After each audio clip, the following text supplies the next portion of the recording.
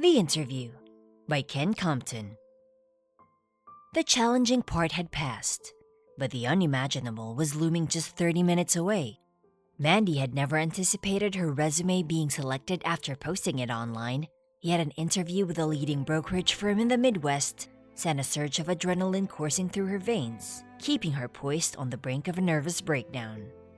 Thus far, everything had been executed meticulously.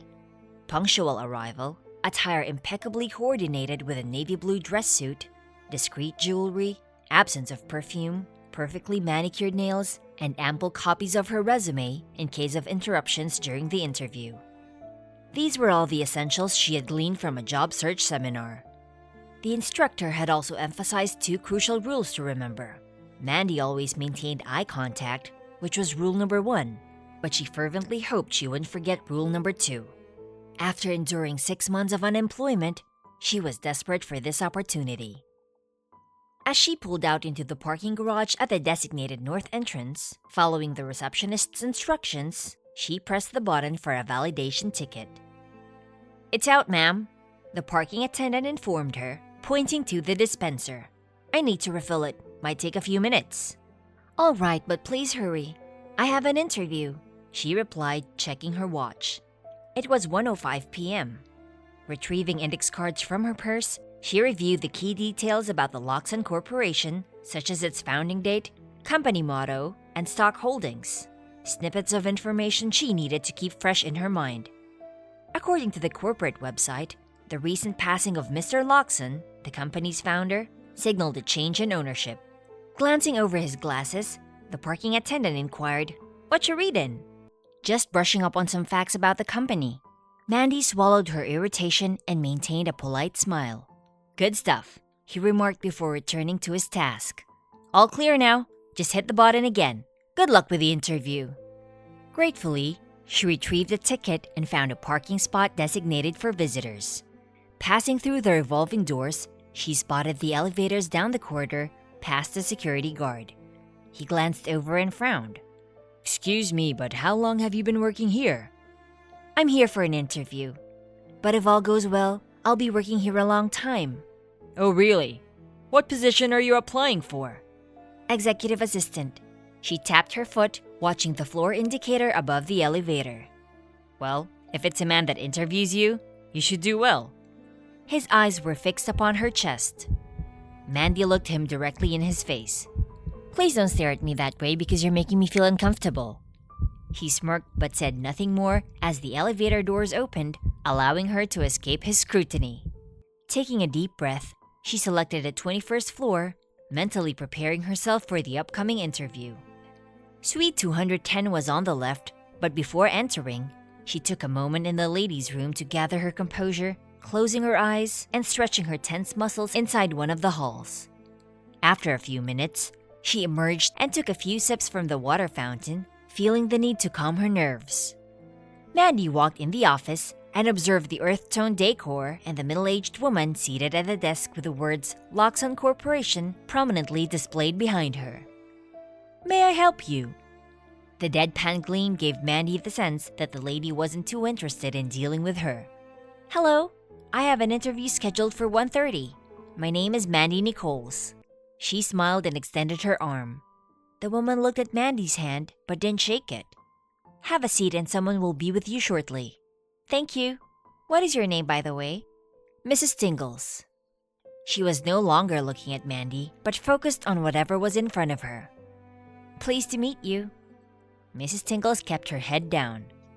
Mandy recognized her voice as the nice lady that had given her the directions to the building. Maybe she was having a bad day. The phone rang. "Yes," Mrs. Tingles answered. "She's here now." Mandy wanted to listen further, but thought it wise to pull out her interview folder and go over her resume. She crossed her legs and set the folder on her lap to put on the best professional pose she could while waiting. She scanned her resume, but couldn't help but look up every few moments to peek at Mrs. Tingles, whose phone conversation lasted all of 5 minutes. Once the phone call was over, she stood up and came over to Mandy. "I'm going to step out of the office. They know that you're here, so it shouldn't be too much longer." "Okay, thank you very much." Mandy didn't let her guard down. She had observed the camera above the desk when she came into the office. Mandy was alone, but the feeling of being watched kept her honest. After about 5 more minutes, the double doors opened. A gentleman stepped inside and looked around. He walked over to the large desk as if expecting to find someone. He turned to Mandy. "Pardon me, do you know where I might find Mrs. Tingles?" She stepped out. "Should be back in a few minutes." "May I leave a message with you? I'm in a bit of a rush." "Sure, any way I can help." Her words were different from how she truly felt. She didn't have time for this. "Will you tell her that Mr. Tanner will be on Delta Flight 703 at 4:15 p.m. this evening and will not have time to make his appointment for 3 o'clock p.m. tomorrow? And Sandy Millenstein has Form 35C, so there will be no need to fax her that information. I'm short of time, but thank you very much." The man spoke so fast that Mandy could hardly understand. Before she could get clarification, he was gone. Attempting to remember his words, she hastily scribbled a few notes and strategically placed the paper on the desk. At 1:28 p.m., Mrs. Tingles came back to the office. Mandy told her about the visitor and the note that she left. 10 minutes later, Mandy was still waiting. She had read her resume, index cards, and list of questions. At 1:50 p.m., silence pervaded the office, broken only by Mrs. Tingles' occasional shuffle of paperwork. The interview was supposed to start 20 minutes earlier, yet she remained seated, growing increasingly impatient. While eager for the job, she knew her time was precious. Taking another deep breath, tired of waiting and reviewing her resume yet again, she finally spoke up. "Excuse me, Mrs. Tingles." "Yes?" "My interview was scheduled to begin over 20 minutes ago and no one has come to speak with me. Perhaps this is a busy time of day, I'm not sure, but I would like to reschedule." Mrs. Tingles looked at Mandy for about 10 seconds.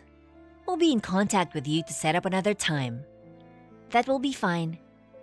Random thoughts crossed her mind on the way down the elevator. Should she have waited 5 minutes more? Or insisted on a definite time from the receptionist? Whatever she should have done, there was no turning back now. There was no way they were going to call her to reschedule. Once the elevator door opened, Mandy cringed at the thought of having to walk past that rude security guard. She sighed in relief to see that he was on the phone and hurried by him. "Miss Nichols," he said. Mandy turned to face him, her eyes narrowing. "How did you know my name?" "Mrs. Tingles asked me to stop you. She would like for you to return to the office if you have the time." Mandy said nothing. Another chance. She turned and went back for the elevator. She arrived back at Suite 210. She was taken aback by the smile on Mrs. Tingles' face. "I have just one question for you, Mandy." "Okay." "When can you start?" "Excuse me?" "When can you start as my new executive assistant?" "I haven't been interviewed. Wait, you're executive assistant?" Mrs. Tingles laughed. "I'm the owner and president of the company. Mr. Loxon bequeathed it to me after 28 years of working as his assistant. And you've been interviewing ever since you arrived at the parking meter." Mandy's mouth hung open slightly. Mrs. Tingles went on to explain how the parking attendant had reported on Mandy making good use of her time reading over her materials, while a problem she could do nothing about was being resolved. She had been firm and direct with the security guard, who made her feel uncomfortable. And the gentleman who came into the office was part of it all too? That was luck. I ran into Mr. Tanner in the lobby after speaking with Frank. Frank? The security guard, and I apologize for his behavior. He's somewhat new. You should have seen his interview. Oh, no worries at all. But I am a little confused about the interviewing method. The Loxon Corporation had been on the top of brokerage industry for years because of the people we hire. We need reliable employees. And since anyone can write something presentable on a resume, it's our way to see candidates in action. That way, we discover who they really are. And you exemplify all the qualities that are needed to make a wonderful exec assistant. Thank you. Mandy felt dizzy. You never answered my question. Oh, I can start tomorrow. Excellent. Mrs. Tingles extended her hand. Welcome to the company. Mandy responded with a firm handshake. It was rule number 2. She remembered. And as always, Please be sure to like, subscribe, and stay tuned for more awesome stories.